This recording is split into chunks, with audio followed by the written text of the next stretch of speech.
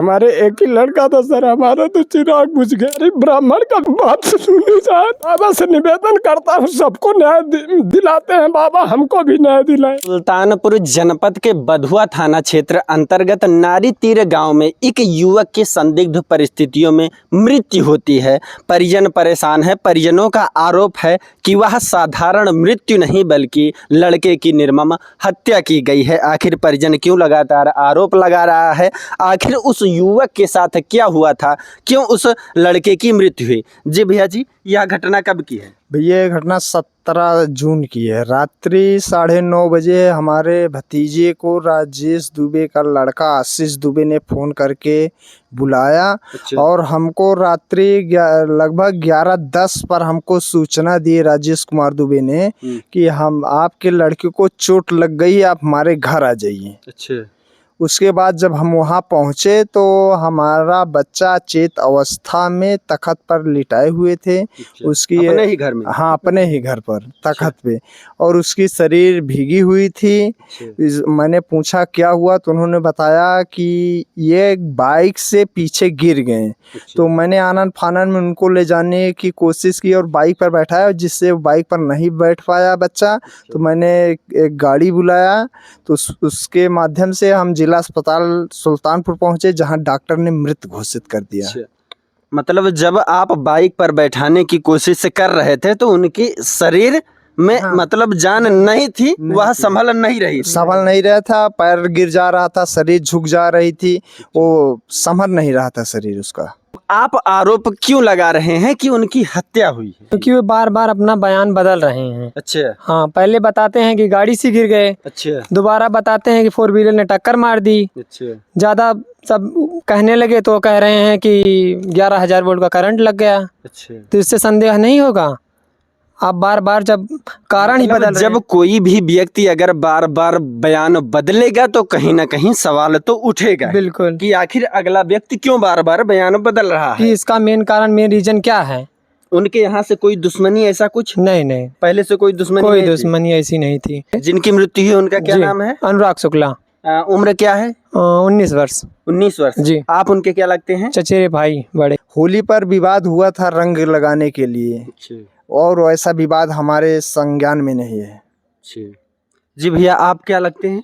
मित्र। आप उनके मित्र हैं जी। बहुत सी बातें ऐसी होती हैं जो लड़के या युवा परिवार या फैमिली को नहीं बताना चाहते, परंतु मित्र को पता होता है। जी, वो सारी जानकारी देते थे, लेकिन ऐसी कोई जानकारी नहीं दी जिससे मतलब उनके ऊपर कोई शंका जाए या कोई वो हो। उनसे कोई विवाद वैसे नहीं था। अगर कुछ होता तो बताते थे पहले ही। आपको कब पता चला? हमको रात्रि 3 बजे। अच्छा।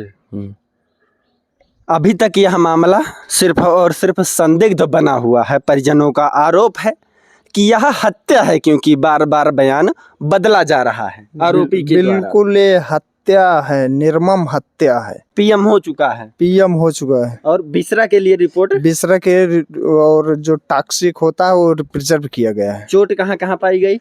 चोट शरीर में 6 जगह पर है। अच्छा। पीएम कंधे पे, हाथ में है, दोनों ओंठ कटे हुए हैं, अच्छा। और बाजू में है। जिनकी मृत्यु हुई आप उनके पिता हैं? जी सर। आपको कब पता चला? हमको पता चला रात में 12 से 1 के बीच में चला। मैं सूरत में भोजन करके अपने सो रहा था। उस टाइम हम रात में फ़ोन बजा, तो मैं जब एक बार फ़ोन घंटी बजा फ़ोन तो मैं उठा नहीं पाया, तो सो रहा था। उसके बाद दोबारा फ़ोन बजा तो जब तक फ़ोन उठाए तो दोबारा मैं फ़ोन उठाए।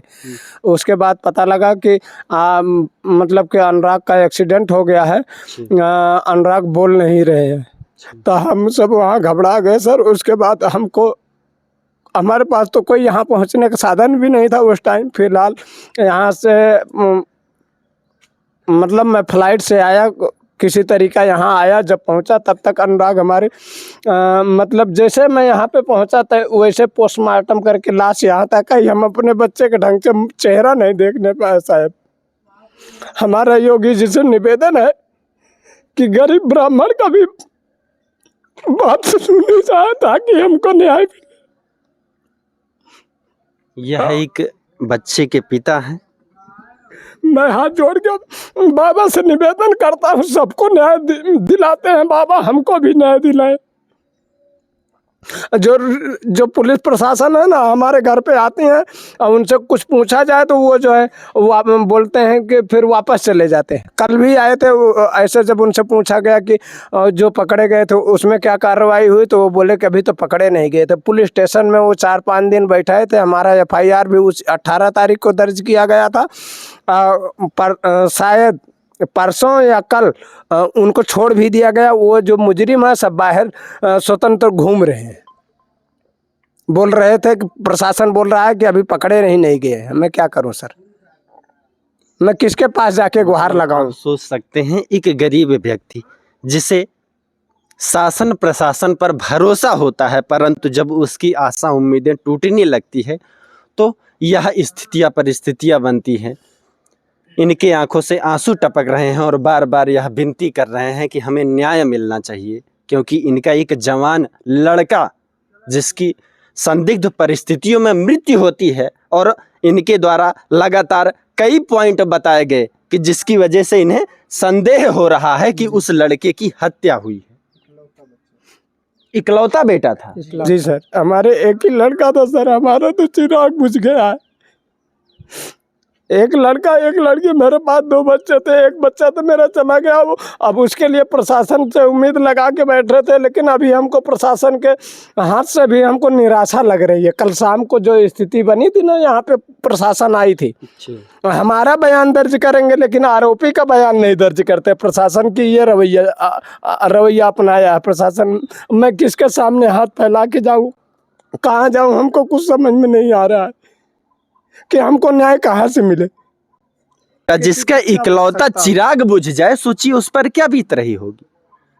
आम तौर पर जो पुरुष होते हैं उनके आंखों से आंसू नहीं गिरता, वह इस प्रकार से बिलख कर नहीं रोते, परंतु इस पिता का दर्द आप समझने का प्रयास करें और इन्हें जल्द से जल्द न्याय मिलना चाहिए। इसकी ईमानदारी से जांच होनी चाहिए कि आखिर उस बच्चे के साथ क्या हुआ था, क्यों उसकी मृत्यु हुई थी।